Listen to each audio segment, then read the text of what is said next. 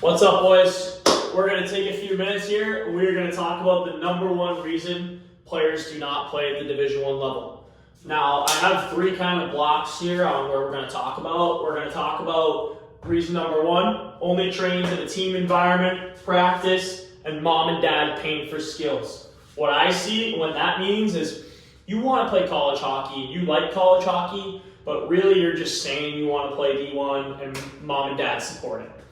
Number two is identity. You want to be a Bedsy. Everybody wants to have skills and stuff like that, but in this generation, and what I've noticed at the high levels I've played at, the low levels I've played at, and the mid levels I've played at, is everybody wants to be the dad kid. And honestly, if you can find, there's so many different identities in a hockey team, like, what about the guy who is playing on the fourth line, putting elbows into guys in the corners, playing hard, making sure nobody wants to come in my corner? Who's playing the hammer? What about that guy? Who's going to take that identity? Nobody wants to be that guy anymore. It's not like the 90s anymore where NHLers are like tough guys and they work to be there. Like, it's rich Western Vancouver kids, man. Be the guy that sticks out. Finish your checks. Don't try to play like that guy. It never works. And lastly, grades, family, coachability. This is honestly, and a little bit embarrassingly, where I completely messed up my career. So let's dive into it from step 1, 2, and 3. So on step 1, only trains in team environments, practice, mom and dad paying for skills. Like, I'll tell you one thing, and I'm going to use a buddy right now as an example. I got a buddy from Arlington, plays hockey Northeastern, right? Now, yes, this kid's dad played at Princeton.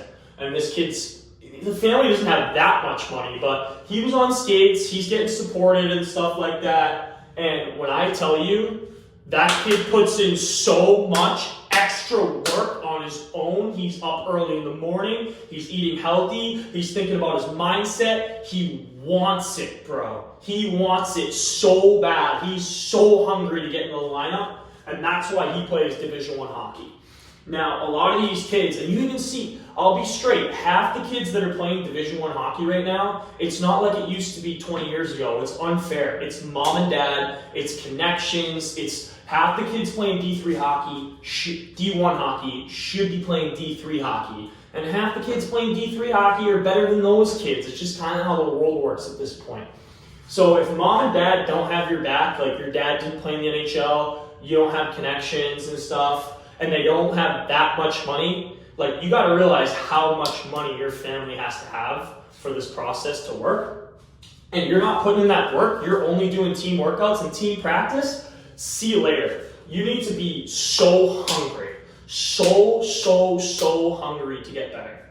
And that's the way you separate yourself. You yourself, not mom and dad, you yourself need to want it so bad. I haven't got a dollar in hockey from my parents since I was about 16, 17 years old. My dad was gone for a few years and stuff like that. And I'll tell you, over the summer, I was begging people to skate. I'm on the rollerblades every day. I'm not getting $3,000 in personal training. I'm at Workout World in Medford every day. I'm asking bodybuilders questions. How can I learn? How can I get better? I'm using my own resources. Do you know what I mean? And that's, like, you really need to get out there and want it yourself. Because if your mom and dad want it, even if your daddy can get you Division I, which really unfortunately happens so much, it happens so much unfortunately, it doesn't work out once your daddy gets you there because you're not tough enough and those kids want it. Let's get to number 2, identity, the wannabe Bedsy. Now, this is somewhere where I messed up big time in my career. My whole career, I've been a really good defensive defenseman, and I've always wanted to, like, be a forward. I actually just spent this last year at Grand Canyon before I got hurt trying to be a forward. And yeah, I'm an okay forward. I played Division I hockey games as a forward. I played college hockey as a forward. I was over a point per game last year as a forward. I played one game in the BCHL as a forward. I grew up playing forward, but I'm not a forward. The best hockey I play is as a defenseman, and that was hard to, like, sink in and hear that, like, you're a defensive defenseman. Like, Jack, if you want to be good and you want to play at the high level, like, you need to take advantage of the fact that, like, you love fighting people, you love hitting people. I don't just love hitting people. I get up in the morning and I fantasize about hitting somebody. It's awesome. It's what being a man's about. And like for me, I was just that guy as a defenseman. I was always trying to make plays. I was always trying to do toe drags and stuff. And like it did not work out for me chasing that Erik Karlsson identity when I should have been out there hammering kids, playing hard, blocking shots. Like that's the player you want. The guy that plays so freaking hard that no one wants to play against him. He'll spit in your face. He'll hit you from behind. He'll chirp you all game long. That guy's awesome. Now, this is another area where I really, really, really suffered. And this is something, like this is the most important of the three. And I am going to star this right here. Whoopsies. I'm going to star this. Okay. I really want to star this, but, you know. Okay. So, grades, right? If you have under 3.0 and you're not playing in the USHL, or I'm sorry, let me rephrase myself because USHL guys might not even be going D1 anymore. If you have under a 3.0 and you did not play major junior, kiss it goodbye. Not happening. So I graduated high school, unfortunately, and I'll just be completely honest with this, with a 1.7. All right, so when I got to the BCHL at the BCHL showcase, and I messed that up as well when I got to the BCHL when I was 19. I get to the BCHL, it's my first weekend there, a couple Division I schools are interested in me, and they pull me out of the locker room to start talking about me. I remember the look on the coaches' faces when I told him that I didn't have I had a 1.7. He just closed his notebook and was like, hey, good luck, kid. He said, good luck, kid. Like, we had a great 5-minute conversation. We were talking. We were vibing. I was thinking he was liking me, and right away, he hears my grades. There's somebody else. Sorry. So right there, do not make this mistake. Do not make this mistake. Now, here's the next one. Family. This is huge, and this is another area I got kind of killed in. Now, I'm so appreciative of my family, my mom and dad for bringing me into this world, but my parents COVID kind of ruined my family. My parents got divorced in high school. My dad was gone for a few years. My mom doesn't really understand the whole hockey thing. And when I turned 18 years old, I was completely financially on my own. Every single meal during junior hockey, like all of it. I got no summer skills. My shin pads were ripping apart. My skates were the wrong size. And I was in the BCHL. I got myself to the BCHL. Whatever. No agent, nothing. No help. And honestly, that as cool, as pumped as I am that I got myself there to Canada, I had to convince my neighbor Dave to get me a flight to Canada to play in the BCHL. And honestly, I was all on my own in Canada, and it didn't work out because I was scared over there. I had no support through junior hockey. I don't have a parent calling me every day being like, oh, hi, honey, I love you. I'm supporting you. I got nothing. I had nothing. I kind of had a girlfriend. It was it at the time. So if your family isn't going to support you through the junior hockey journey financially and just emotionally, it's almost impossible. And also where they can hurt you is unfortunately, when we got a new coach in Canada, I was a little bit, sometimes I was out of the lineup. I had a bad weekend, I remember this. And I was sat for one game on the weekend.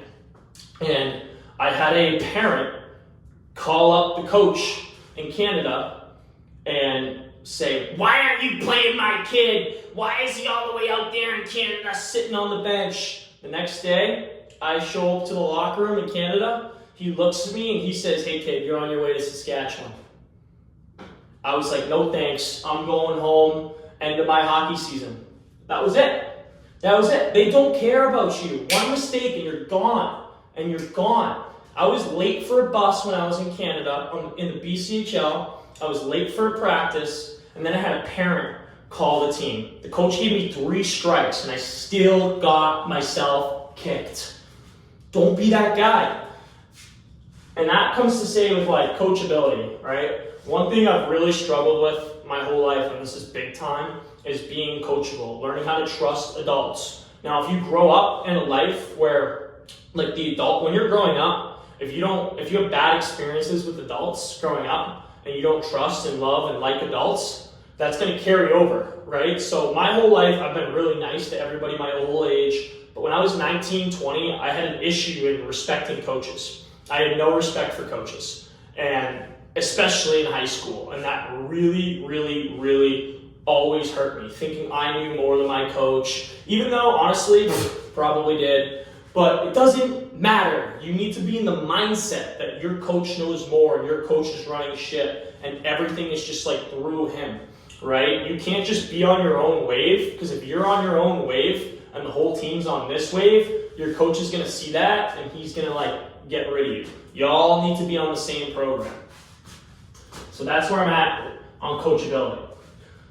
Now, if I had to pick one of these to be the number one reason players don't play Division I hockey, right?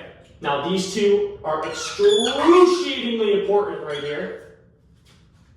But at the end of the day, other than those kids, it's like who's your daddy? There's a lot of who's your daddy in Division I hockey, and I can start naming kids. Whew, some terrible players in Division I hockey. It's laughable. But identity, right? There's 4 lines on a hockey team.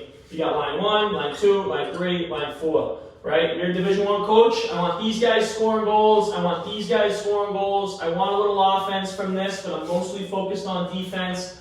I don't even want these guys trying to make plays, right? So we have guys, right, who are playing 4th line roles. Like, they want to see you dump the puck in, go chase that defender down, and hammer him, right? Hammer him. Be hell to play against. Be hard to play against, right?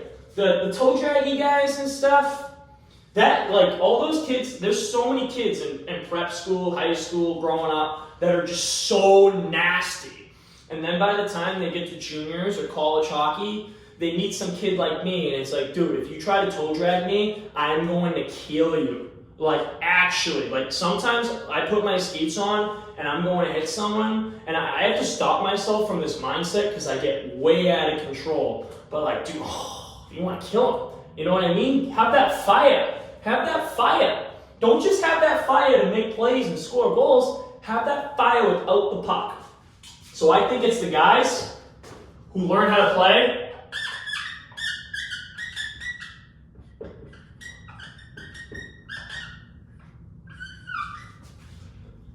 And there's your answer. So the guys who learn how to play without the puck and not just with the puck are the guys who make it. And the players who are extremely good with the puck and not good without the puck often can't find this identity they need to be a Division I hockey player, and they never